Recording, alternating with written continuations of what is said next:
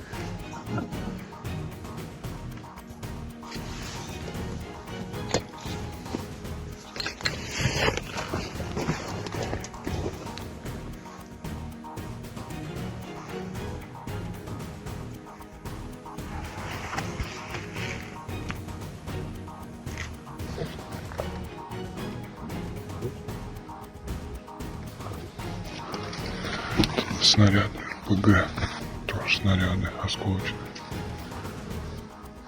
РШГ еще там лежит завалено.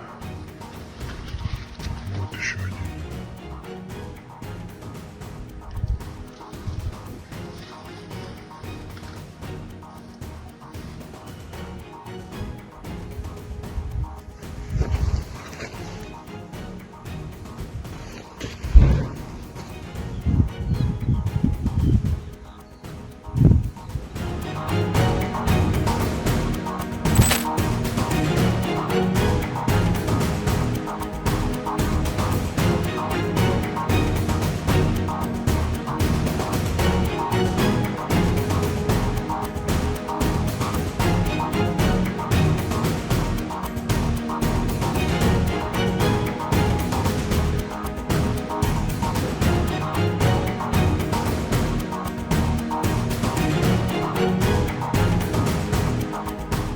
Download Tribun X sekarang, menghadirkan lokal menjadi Indonesia.